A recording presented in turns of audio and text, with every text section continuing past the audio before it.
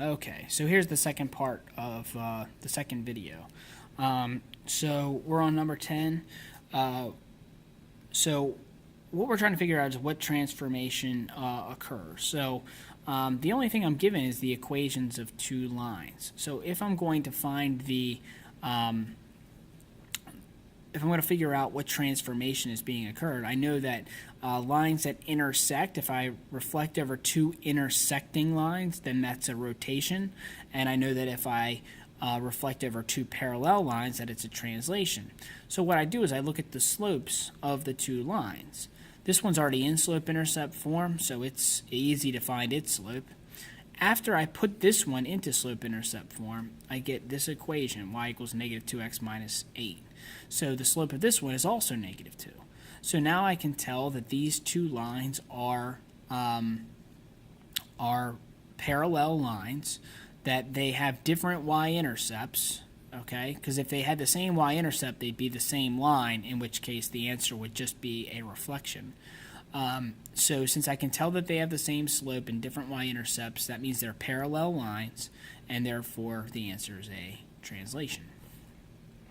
What is a translation? That's a slide. It can be performed with vectors or by reflecting over parallel lines by composing reflections over parallel lines is probably how that should read. Number 13. We're doing a reflection over M after a reflection over N of ABCD. So the first thing I want to do is take ABCD and I want to reflect it over N first. Now when you do that, you need to think to yourself, where am I going to end up if I'm taking ABCD over line N. Excuse me, I had to cough there for a second. I had to pause the video. So when I reflect it over line N, I get this image here. And then I'm taking that image and reflecting it over line M to get this image here. So some of the common mistakes that we were making, remember you reflect over N and then you take the image and reflect it over M. Sometimes we messed up the order, so sometimes we reflected over M first and then reflected over N. So this is the one that we messed up the most often, okay? So be careful on this one.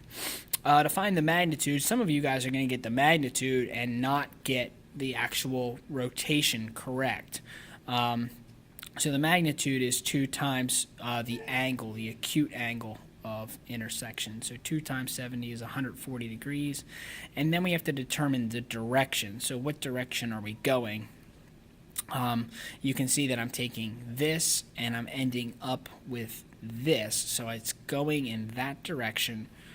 So that direction is clockwise, and that's how we get the clockwise direction.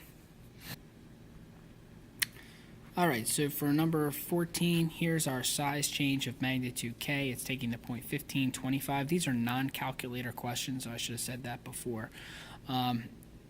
So how would I go about figuring out what the magnitude of this size change is? First thing I see is that the points, the actual x and y coordinates, are smaller, so that means that my size change has to be less than 1. So the answer I get should be less than 1, and if I solve the equation, both of these equations, I should get the exact same number. So I start with, I'm taking 15 times some number is equal to 9. 15 times k is equal to 9. Divide both sides by 15 and reduce the fraction, and you get 3/5. The same thing with this one. Take 25 times k equals 15. Divide both sides by 25 and reduce the fraction. You get k is equal to 3/5. Number 15.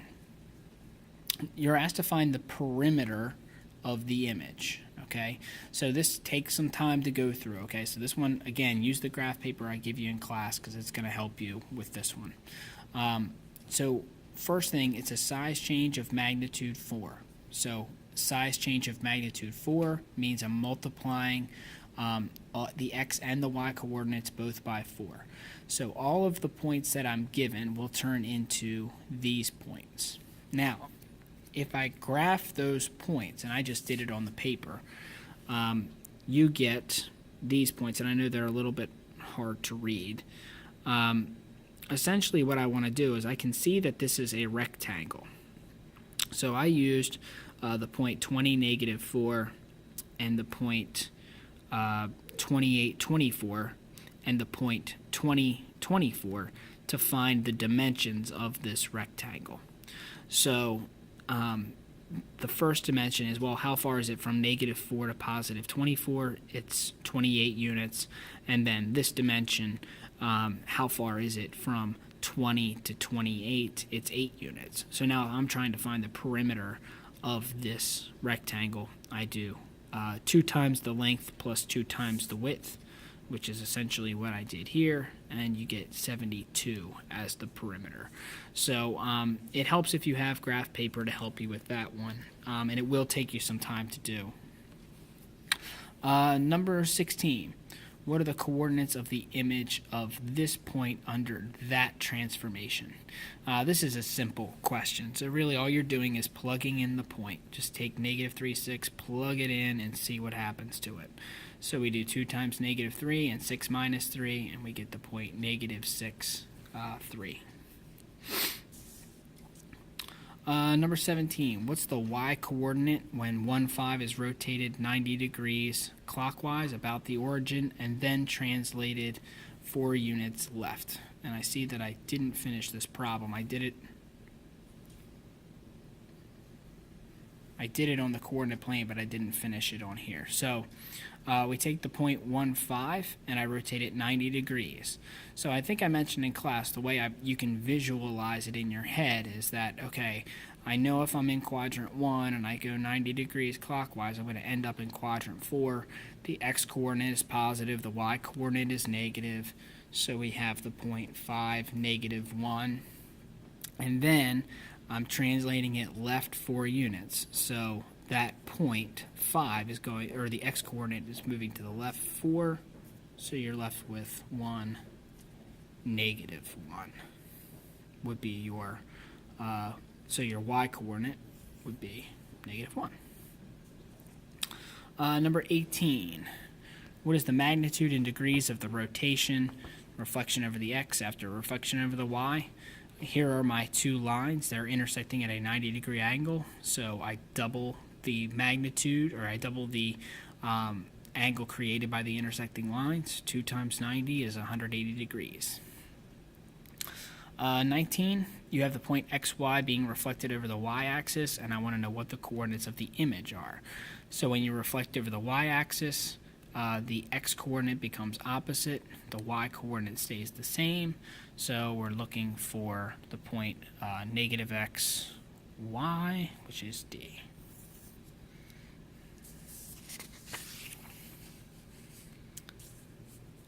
Okay, 20. Which point best describes the location of reflection over B after a reflection over A of U? So you take A, you take U, reflect it over A, get a point, then take that point and reflect it over B. So you can write it this way as well without the composition. So first thing I do is take U and reflect it over A, and I get S. And then I'm taking S and reflecting it over B. So now I just need to count how many how many points away S is from B. So it's 1, 2, 3, and then repeat that distance. 1, 2, 3, and we get Y as our answer. 21, you're only allowed to use the markings to answer this question. So I know that M looks like it's intersecting TC at a 90-degree angle, but it's not marked that way. The only thing I can see is that the if I want to call this a point, I guess I could call it, I don't know, point A. That the distance from T to A and the distance from A to C are the same. That's the only thing that I know. So I cannot say that M is perpendicular to TC. I cannot say that TC is perpendicular to M, even though these are essentially the same statement. I can say that M is bisecting segment TC. You cannot say that TC is bisecting M. M is a line that goes on forever in in both directions. So there is no such thing as a bisector of a line. There is a bisector of a line segment, but not a bisector of a line. So lines and rays do not have bisectors. It's impossible to have a bisector of a line or a ray. Okay, and the last thing, 23, we have in the space below, draw reflection over T after a reflection over S of FGHJ. So we start with FGHJ, and we're going to reflect over S first. So when I reflect this over S, I get this image here.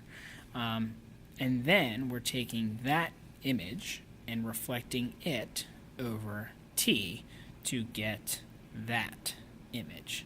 And one way that we can check to make sure that we got the right answer is we can measure the distance from F to F double prime and make sure that it is double the distance between the parallel lines. So from F to F prime, is it double the distance between these two? So here they say if the distance between S and T is 7.5 units, what is FF double prime? That would be 2 times 7.5, which is 15 units. So this is a translation. There's one thing that they may ask you for is what's the name of this, transformation that took place. So you might want to have that. Okay, guys. Sorry that I had to do it on my phone, but like I said, I was having some technical difficulties.